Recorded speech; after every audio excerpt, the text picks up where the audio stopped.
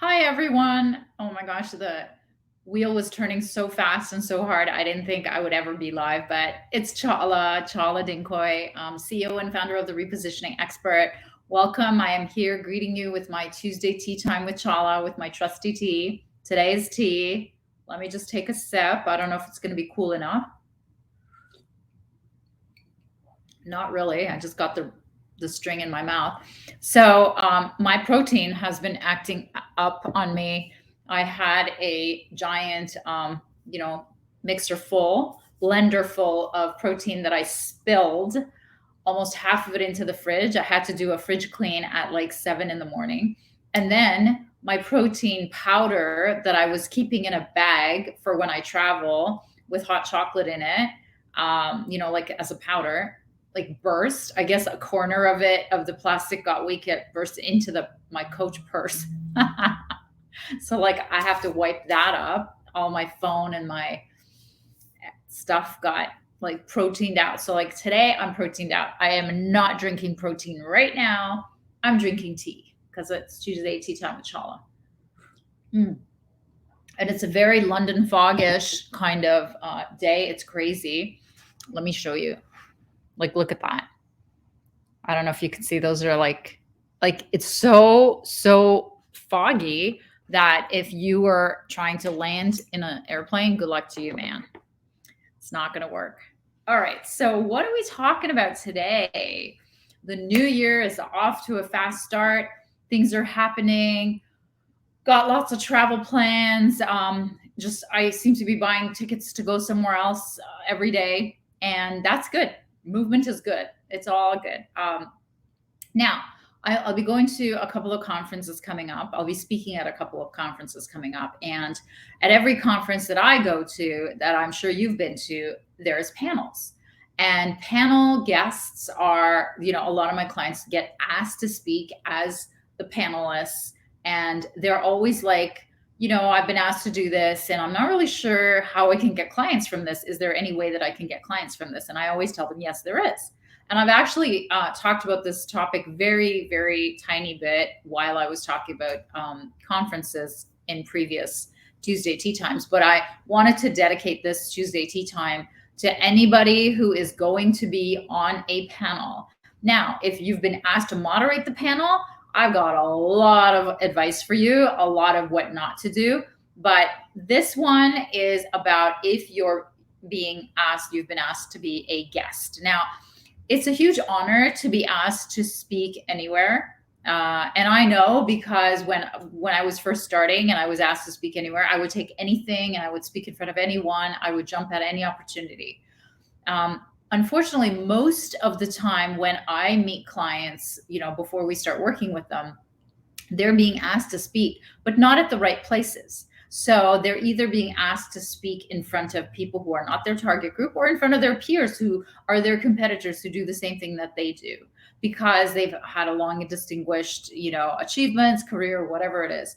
So I'm very happy for you that you're helping your peers. I'm very happy for you that you're networking within your industry, but it is not where you're going to be necessarily getting direct clients. Yeah, sure, there's, always referrals, but I don't want you to be spending your time trying to drum up just referrals. I need you to have a marketing plan that includes direct conversations and one-to-many presentations and demonstration of your expertise to your bullseye. And so we're going to talk about that. So most conferences have tons of panels, yet most of them are boring because for lots of reasons they're boring, but I find them boring. And it's because you can't always make sure that the people there are dynamic. You can't make sure that, one speaker could be dynamic, but the other one isn't.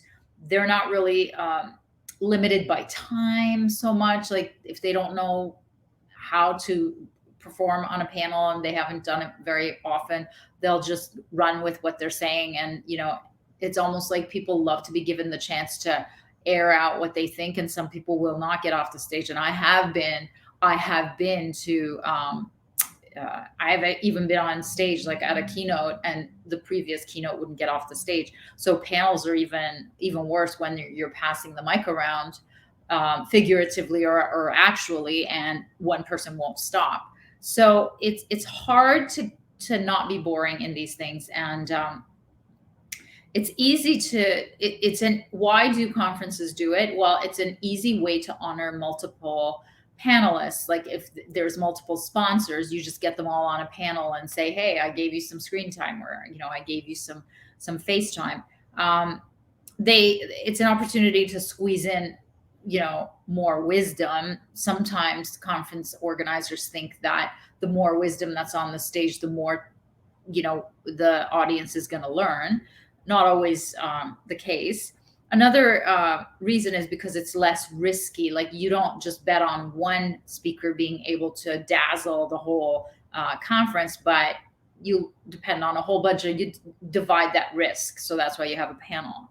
So now on the other side, you've been asked to do a panel. Now, how do you turn this into a sale? And I've come up with 7 different ways that you can turn this into a sale. 7 things that must happen for you to be able to turn this into a sale. So the first rule is something I already talked about, is, are you speaking to at least 70% concentration of your target audience? Are the people that you're speaking to who are going to hear you as a panelist going to be at least 70% your target? And when I say your target, I'm talking about the people who are hearing their own industry discussed from your mouth, that they're going to think and say, oh my God, this person knows about our industry, and this person has done this before, has solved this problem that we have, and this person is an expert in our problem. That's who I need the decision makers and check signers in that industry to be at least 70% made up of the audience, to be made up of at least 70% of those kinds of people. Okay. I'm giving you a conversion formula here. All right. What's the second thing that needs to happen for you to make money from being a guest panelist? Is the panel topic the thing that you sell as a solution? So for example, one of my clients, she was a wine events company, and we re-niched her into being a financial institution client retention expert. So she was then asked to speak at a business conference where the topic was, how do you have client retention? So that's why it was the perfect venue and the perfect avenue for her to be talking about her niche of helping financial institutions retain clients through wine events. So she had a whole bunch of information about that. So is the panel topic the niche that you have as your solution to the industry problem? So is the topic based on your niche? If it isn't, it's going to be a miss. What are you going to talk about? You're just going to talk about your opinion. What we want you to talk about is your expertise. That's why you've been invited to the panel. So hopefully, sometimes people are asked for panels, they don't even know why they've been asked. Sometimes it's because they're a sponsor. Sometimes it's because they're a friend. Sometimes it's because they can't find anyone else. But in order to convert, you have to make sure, first of all, that the right people are listening to you and that you're talking about the right topic. Okay. The third thing to do to make sure to monetize this is refuse. Oh God, I had a drinking game for this. For every time somebody on the panel said, I concur, I agree, I think exactly what the last person who said what they said thinks. If I heard that word, I concur, one more time, I was going to start a drinking game. So that's, so there's a couple of reasons why that happens. Is one, it's a bad moderator. And what happens if they ask one question to every single person in that panel, then the last person has very little of original thought to add. I mean, there's just so much you can say about the same thing.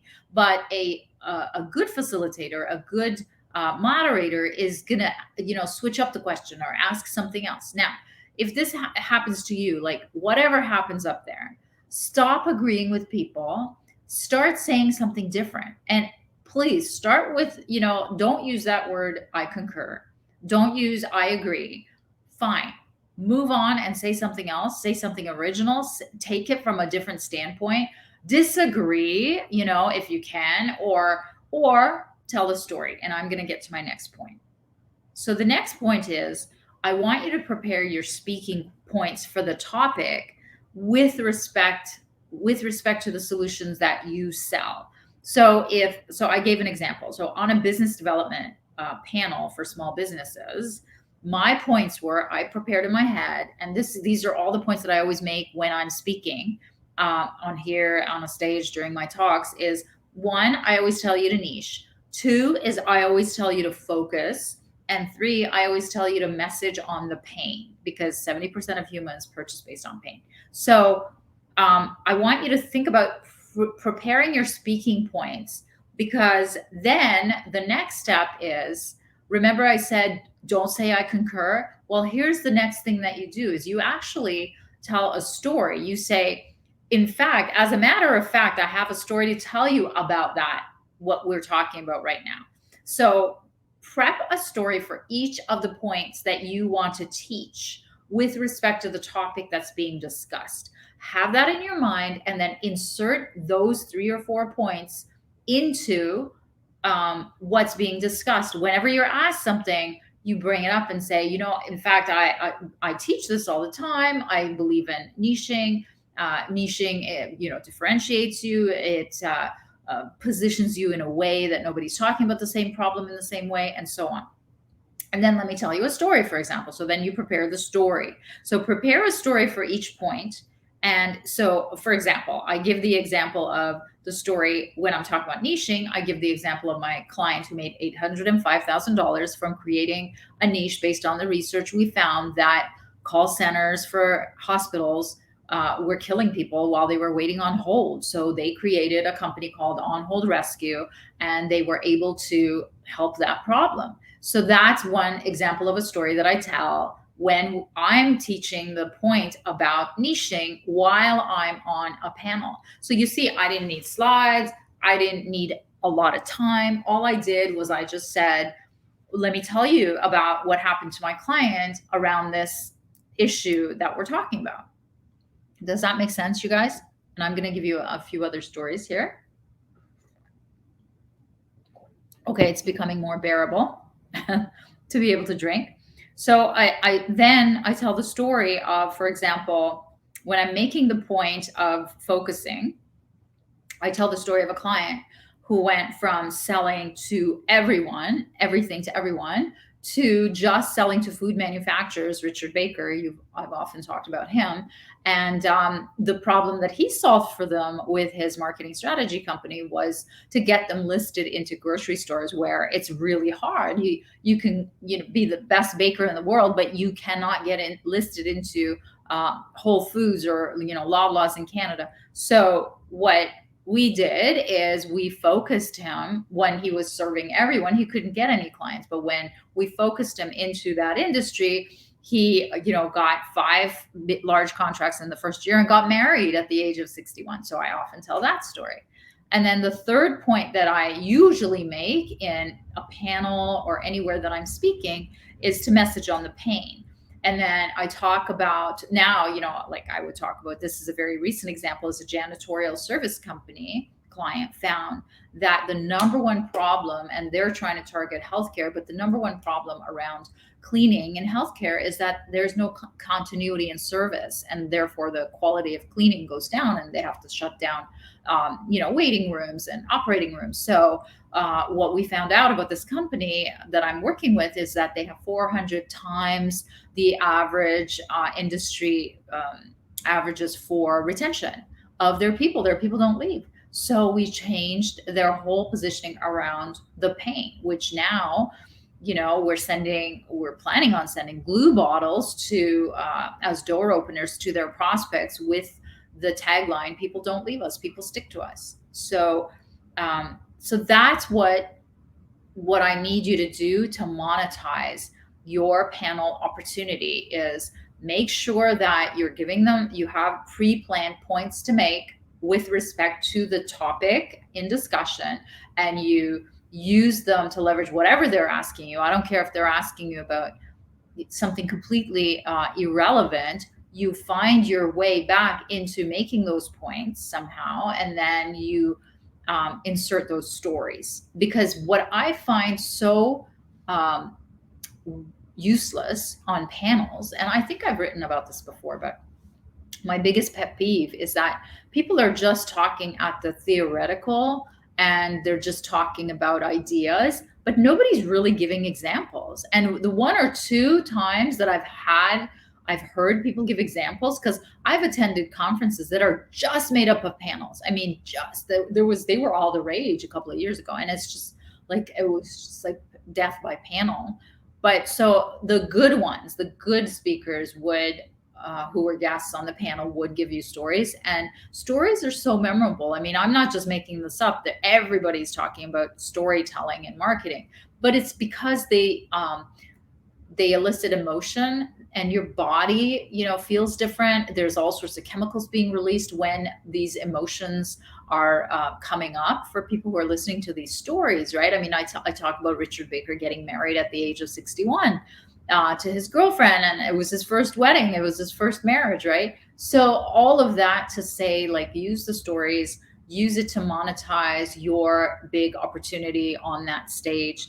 And point number six of how to monetize it is offer a free downloadable solution to the pain that's being talked about in the panel. So you can offer something like what I offer is like I say, go to repositioner.com/book to get my book. That's gentle marketing, to find out more about what I'm saying. So you can offer your book, you can offer an article, you can offer your presentation, you can offer a webinar, a white paper, you can offer a trends report. Just get a short URL, just like what I gave you, something that you can say that people will know how to write and spell easily, so that in our downloadables, it actually builds us a funnel, because we get the information, like the people who actually are entering their name, their phone number, and their email, they have to give us that information in order to download these things, and they become part of our